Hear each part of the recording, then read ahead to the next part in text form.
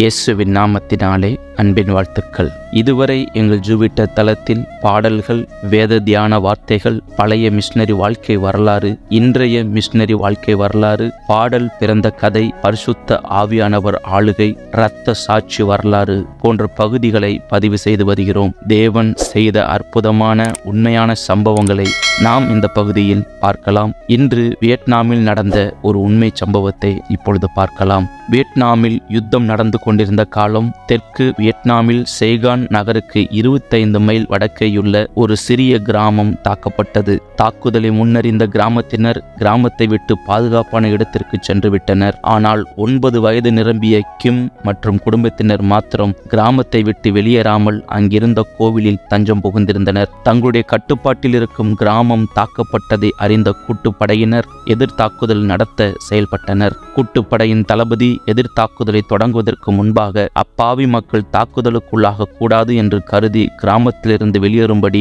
அறிவிப்பு கொடுத்தார். அந்த அறிவிப்புக்கு கிராமத்தார் அனைவரும் வெளியேறிவிட்டனர் என்று பதிலளிக்கப்பட்டது. மீண்டும் இந்த கிராமத்தில் யாரேனும் இருக்கிறார்களா என்று கேட்கப்பட்டது. அப்பொழுதும் கிராமத்தார் ஒருவரும் இல்லை என்று பதிலே வந்தது. ஆகவே தளபதி தாக்குதலை தொடங்க கட்டளை கொடுத்தார். யுத்த விமானங்களின் சத்தம் கேட்டது. அந்த சத்தம் வர வர நெருங்கிவிட்டது. கிம்மும் குடும்பத்தினரும் தஞ்சம் புகுந்திருந்த இடம் பாதுகாப்பான இடமல்ல. ஆகவே அவர்கள் தாக்கப்படும் அபாயம் இருந்தது. யுத்த விமானத்தின் முழக்கம் அவர்களுக்கு வெகு அருகாமையில் கேட்டபடியால் உயிருக்கு பயந்து அங்கிருந்து வெளியே ஓட ஆரம்பித்தார்கள். அந்த நேரத்தில் விமானத்திலிருந்து குண்டுகள் போடப்பட்டு குண்டுகள் வெடித்தன. குண்டுகள் வெடித்த இடம் அக்கினி பிளம்பாயிற்று. கிம்மின் 2 சகோதரர்கள் அதில் சிக்கி கொல்லப்பட்டனர். கிம் தப்பி ஓடிய போது அவளது பின்புறத்தில் உடுத்தியிருந்த உடை தீப்பற்றி எரிந்தது.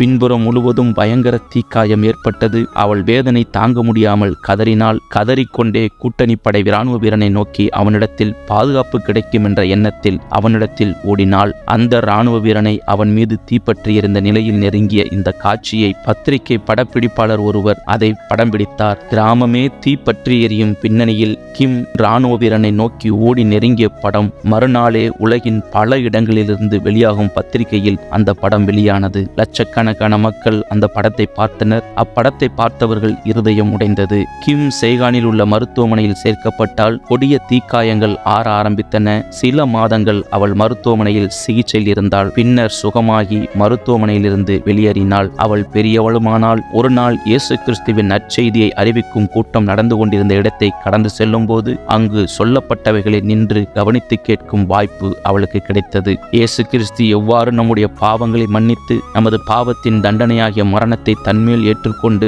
பாவ பரிகாரமாக சிலுவையில் அறையப்பட்டு சிலுவையில் ரத்தம் சிந்தி ஜீவனை கொடுத்தார் என்பதை விளங்கிக் கொண்டாள். கிம் அதை விசுவாசத்தோடு ஏற்றுக்கொண்டாள். இயேசு கிறிஸ்து அருளும் பாவ மன்னிப்பை பெற்றுக்கொண்டாள். அவளுக்கு திருமணமாயிற்று. அவளும் அவளது கணவனும் கனடாவில் உள்ள நியூ ஃபவுண்ட்லேண்ட் என்ற இடத்தில் அகதிகளாக குடியேறினார்கள். கனடாவில் வியட்நாம் யுத்தத்தின் போது வெளியான படத்தில் உள்ள சிறுமிதான் கிம் என்பதை மக்கள் அறிந்ததும் கிறிஸ்துவ நற்செய்தி கூட்டங்களில் அவளது சாட்சியை பகிர்ந்து கொள்ளவும் நற்செய்தியை கூறவும் அழைக்கப்பட்டாள். கிம் அந்த வாய்ப்புகளை பயன்படுத்தி கிறிஸ்துவை அறிவித்து வந்தாள். கிறிஸ்து என் பாவங்களையெல்லாம் மன்னித்தார். அதை போலவே வியட்நாமில் எங்கள் கிராமத்தில் குண்டு வீசி கிராமத்தை தீக்கிரையாக்கி என் 2 சகோதரர்களின் மரணத்திற்கு காரணமான அந்த இராணுவ வீரனை நான் சந்திக்கவும் மன்னிக்கவும் விரும்புகிறேன் என்று அவளது சாட்சியின் முடிவில் கூறுவதுண்டு. விமானத்திலிருந்து குண்டு பொழிந்து கிராமத்தை தீக்கிரையாக்கி கிம் என்ற சிறுமி மீது தீப்பற்றி எரிந்த நிலையில் பீதியுடன் கதறிக்கொண்டு ஒரு இராணுவ வீரனை நோக்கி ஓடுகின்ற அந்த படத்தை பார்த்த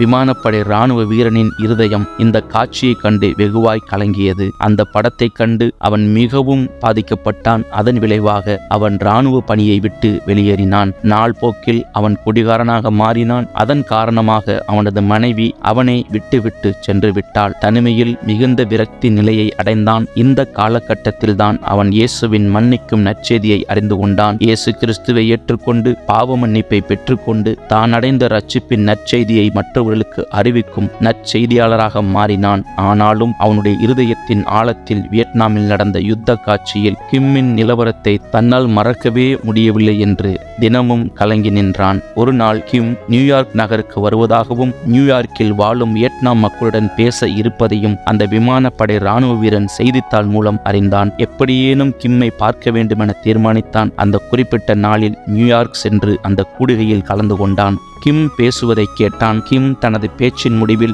என் சொந்த வாழ்வில் பெரிய பாதிப்பிற்கும் என் 2 சகோதரர்களின் கொடிய மரணத்திற்கும் எங்கள் கிராமத்தின் அழிவிற்கும் காரணமான அந்த மனிதரை காண விரும்புகிறேன். ஏனெனில் கிறிஸ்து என்னை மன்னித்தது போல நான் அவரை மன்னிக்க விரும்புகிறேன் என்று சொன்னாள். இந்த பேச்சை கேட்ட மாத்திரத்தில் அந்த விமானப்படை வீரன் எழுந்து மேடையை நோக்கி சென்று, நான் தான் அந்த மனிதன், என்னை நீ மன்னிப்பாயா என்று கேட்டான். கிம் அடைந்த மகிழ்ச்சிக்கு அளவே இல்லை. இருவரும் சந்தித்தது எல்லோருடைய இருதயத்தையும் தொடுகின்ற நிகழ்ச்சியாயிருந்தது. கிறிஸ்து என்னை மன்னித்தது போலவே நானும் உங்களை மன்னிக்கிறேன் என்று கிம் சொல்லியவுடன் அவன் தன் 2 கரங்களையும் உயர்த்தி உரத்த சத்தத்தில் தேவனை மகிமைப்படுத்தினான். கூடியிருந்த மக்கள் மகிழ்ச்சியில் ஆரவாரம் செய்தனர். ஒரு பெரிய சமாதானம் அவனுடைய இருதயத்தில் இறங்கியதை உணர்ந்தான். உங்கள் பாவங்களை கிறிஸ்து மன்னித்திருக்கிறாரா? உங்கள் பாவங்கள் மன்னிக்கப்படும் போது ரட்சிப்பின் சந்தோஷத்தையும் மிகப்பெரிய சமாதானத்தையும் நீங்கள் பெற்றுக்கொள்வீர்கள். நீங்கள் செய்ய வேண்டியது மிகச்சிறிய காரியம்தான். அந்த விமானப்படை வீரன் நான் தான் அந்த மனிதன் என்று முன்வந்தது போல மனப்பூர்வமாக இயேசுவே என் பாவங்களை மன்னியும் என்று சொல்லுங்கள். அவர் உங்களை மன்னிக்க தயை பெருத்தவராயிருக்கிறார். ஏசாயா